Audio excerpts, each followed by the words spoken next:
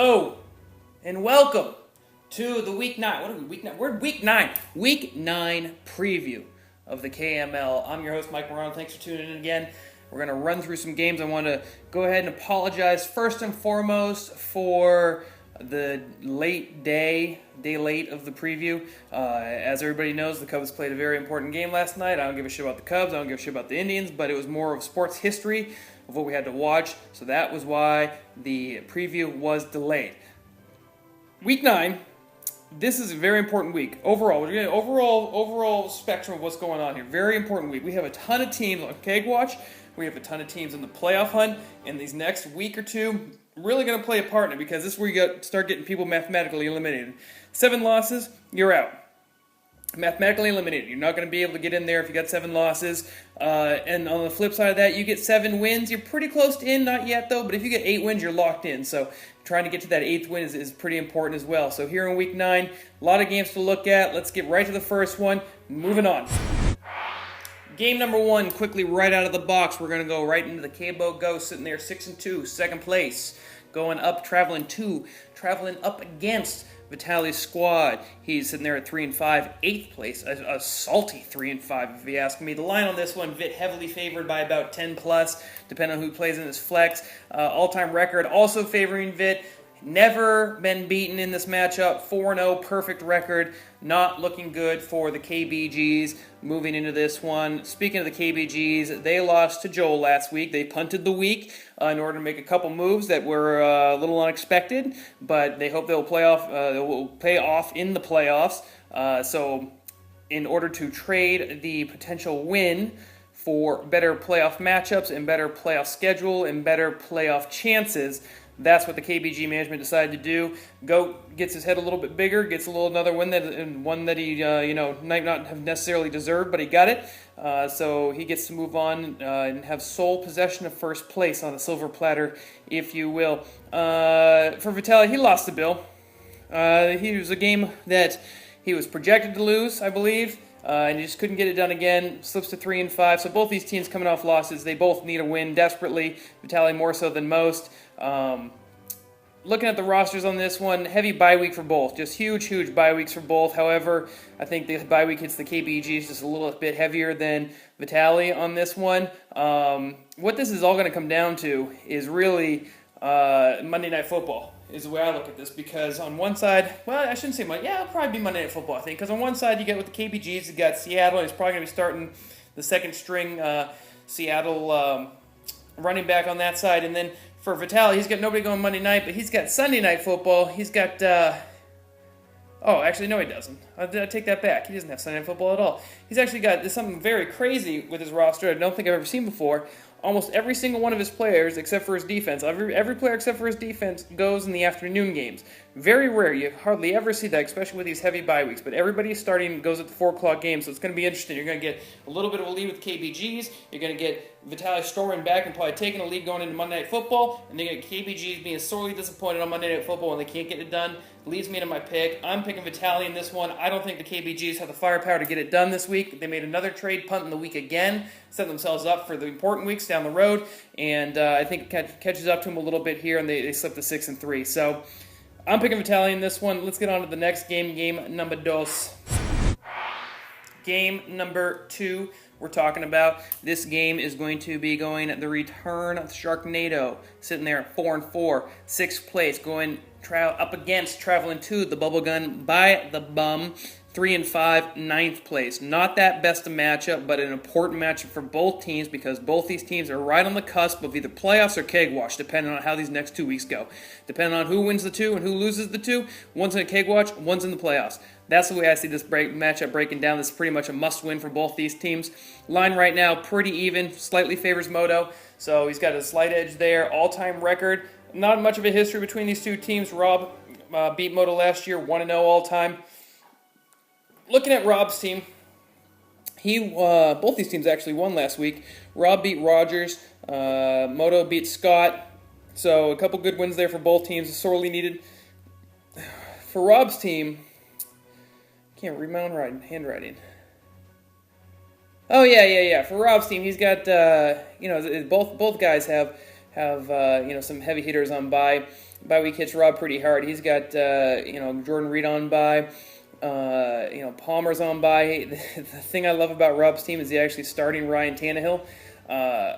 Now, I don't think anybody wants to have to say those words. I mean, starting Ryan Tannehill, that is going to be a boom or a meh pick. I mean, or I shouldn't say that. It's going to be a bust or a meh pick. I don't see a boom coming. It's either going to be like he gets you 15, you're pretty happy, or he gets you 5 and you're pissed. I don't see anything more than 15 coming out of Tannehill. As for Moto, he's got A.J. Green on bye, his new shiny toy that he got from Jared in a recent trade. I think that's really going to hurt him on this one. Boy, trying to think, I struggle with the pick on this one. I really went back and forth. I looked at the two rosters. I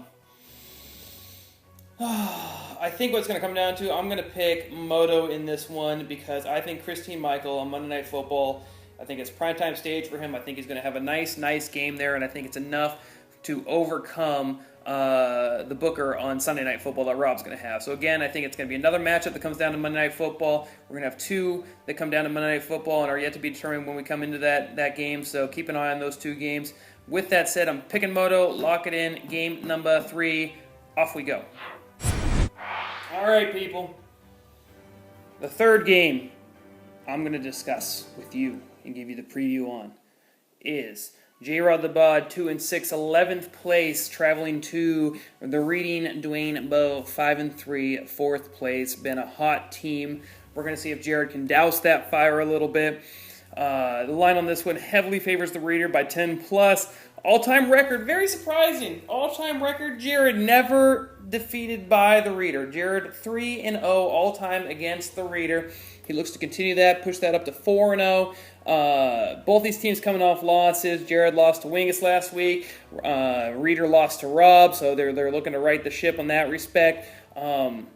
Pretty much these teams, as far as the bye weeks go, both of them are almost at extreme full strength. J-Rod doesn't have anybody on bye. Reader has a couple of people, but nobody of any real importance between the two of them. Again, this is going to be interesting because this is going to be another game that comes down to Monday Night Football, I think. You got J-Rod on one side. He's got Russell Wilson, and he's going to have Hauschka, the kicker for Seattle there. They're both going Monday night, obviously. And for the Reader, he's going to be riding the backs of Breeze and Zeke. And so, again, I think it's going to be a type of matchup where Reader has a little bit of a lead or a pretty good lead going into Monday Night Football, and Jared's sweating it out, trying to see if he can come back and win. I mean, this is the third game in a row that I think might come down to Monday Night Football. That said, I don't think it comes down to Monday Night Football. I think the Reader absolutely blows Jared out of the water this week. I don't like the matchup for Jared. I think Zeke has a big day. I think Breeze has a big day. I think Ingram has a big bounce-back game. I like the Reader in this one. In addition to that, I also think Russell Wilson's just a pile of trash.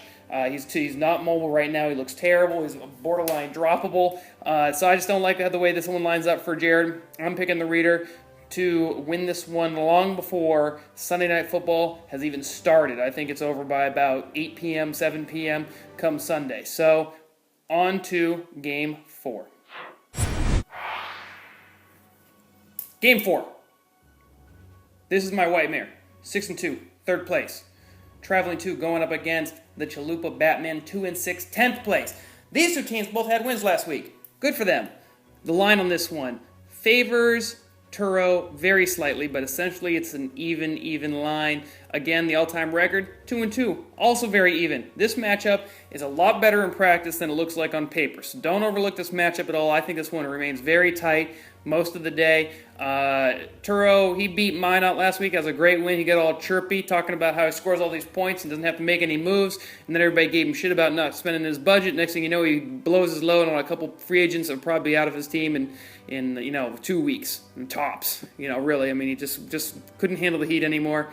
As for Bill, he beat Vitt. That was a really good win for Bill. Got him off cake watch, vaulted him out of the last place up into 10th place. He's feeling pretty good about that. Get him a little breathing room from the bottom 2 teams below him. There's no breathing room. I mean, they're all the exact same record, so I don't know what that even means. For Turo, entire team's good to go. Bye week, not really much of an issue at all. This is going to be the 4th game that comes down to Monday Night Football. A lot of people playing that Monday Night Football game. For Turo, he's going to have Jimmy Graham and he's going to have Doug Baldwin. Those are 2 key cogs in the This Is My White Mare machine. I'm going to be curious to see how that goes for him Monday Night Football. As for Bill, he's starting Colin Kaepernick. That's going to be an interesting scenario for him. That's boom or bust. I think it's going to actually be a little bit of more boom than bust. I kind of like Kaepernick this week. In addition, Bill is also starting the Vikings defense and Blair Walsh. That's going to be an important game for him come 1 o'clock. As for my pick, I don't think it gets to Monday night. I think Bill has a big enough lead that Monday night is not a factor. I'm picking Bill in this one, again, because I think Russell Wilson being so friggin' bad right now, he depresses the value of Baldwin, he depresses the value of Graham.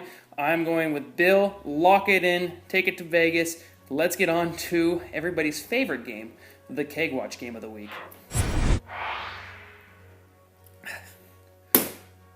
The Keg Watch game of the week.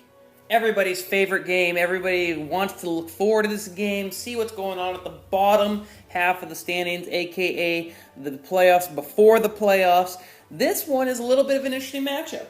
You have on one side, go Cubs, go and shit, or whatever the name of that team is. It's 2-6. It's in 12th place. And it's going up against the Revenge of the Scurv, a respectable 4-4 and in the playoffs at 5th place.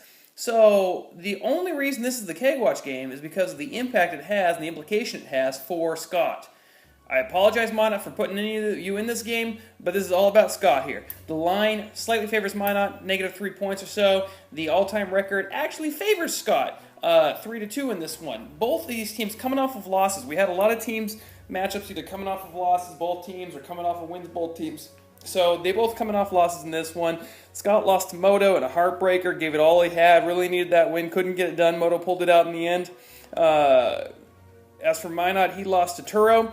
Another hard-fought loss, but it just wasn't meant to be that week for him. It just wasn't his week. As for the bye weeks, it's a tale of 2 bye weeks here because on one hand you get Scott in the bye. He's just got Giovanni Bernard, which is a bit of a hit, but not a huge one that he can't overcome. But as for Minot, it has a heavy bye. Holy shit. He's got Gronk on bye. He's got Fritz on bye. He's got LeGarrette Blount on bye. He's got Tyler Eifert, the rejuvenated Tyler Eifert, on bye. I mean, that's 4. I know you can only play one of the tight ends, but still, that's 4 or 3, top-end starters that are going to be on bye for him.